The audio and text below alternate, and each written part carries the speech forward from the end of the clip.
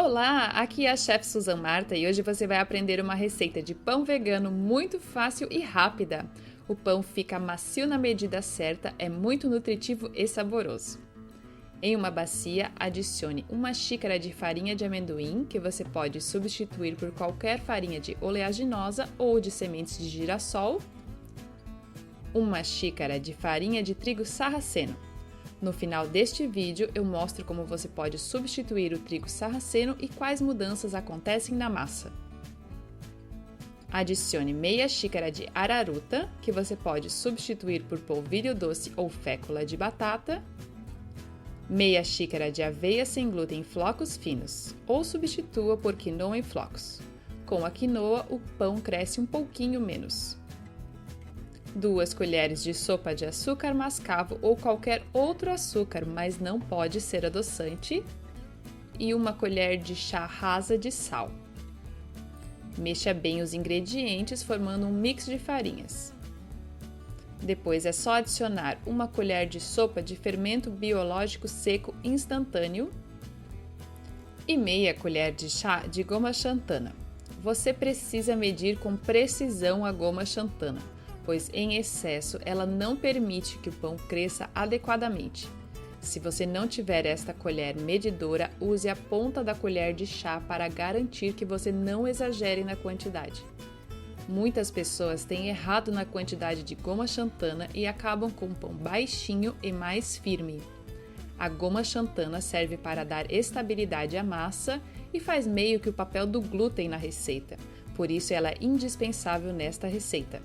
Você pode substituí-la por CMC ou goma guar. Adicione 1 xícara de água morna. Talvez você precise um pouco mais que 1 xícara para alcançar a textura ideal. Algumas farinhas são mais secas que outras e até a umidade da cidade que você mora pode interferir na massa. Esta é uma massa de pão grossa, mas não seca. Ela fica levemente elástica por causa da farinha de trigo sarraceno, que é uma farinha rica em fibras insolúveis. Depois de misturar a água, adicione 2 colheres de sopa do óleo ou do azeite da sua preferência.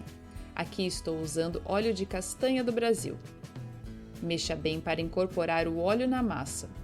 Se depois que você adicionar o óleo na massa ainda estiver muito dura, adicione até 2 colheres de sopa extra de água para garantir a textura ideal. Transfira a massa para uma forma média de pão untada. Aqui estou usando uma forma de 22 cm de comprimento, 6 cm de altura e 8 cm de largura. Se a sua forma for maior, você deve dobrar a receita. Para espalhar a massa, use uma espátula ou, se preferir, aperte gentilmente a massa com a mão molhada. Deixe crescer em um local quentinho da cozinha. Eu gosto de colocar dentro do forno micro-ondas desligado junto com 1 xícara de água fervida. Assim cria uma espécie de estufa. Você deve deixar crescer até dobrar de volume, uns 30 ou 40 minutos. Depois de crescido, é só levar o pão para assar em forno pré-aquecido a 180 graus por aproximadamente 30 minutos ou até que você veja que o pão está dourado e sua casa com cheirinho delicioso de pão fresco. Depois de alguns minutos, retire o pão da forma e deixe esfriar por completo sobre uma grade ou papel toalha. Para que o pão não fique abatumado, você deve cortar somente depois que ele esfriar. Este pão fica com uma casquinha crocante e gostosa e é macio na medida certa sem esfarelar. O bom é que este pão pode ser mantido fora da geladeira por até uns 5 dias e ele se mantém fofinho do começo ao fim. As fatias são estáveis e ele fica com um sabor delicioso de amendoim. Se não gostar do sabor de amendoim para pães, use farinha de amêndoas, que tem um sabor mais neutro. Você pode servir com o acompanhamento da sua preferência. Aqui no sul é muito comum a gente comer o pão com melado, mas você pode servir o pão com patês, geleias, pasta de amendoim ou o que tiver em casa. Este é o pão depois de 4 dias. Perceba que a textura continua a mesma. As fatias estáveis, macio na medida certa, apenas a casquinha é que muda. Ela não fica mais crocante, só no primeiro dia.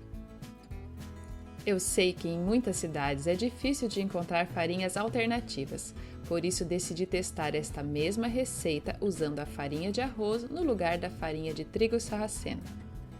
Perceba que o pão ficou fofinho, mas eu precisei usar 2 colheres de sopa extra de água para ajustar a textura da massa e mesmo assim a massa não ficou tão viscosa como acontece com a farinha de trigo sarraceno.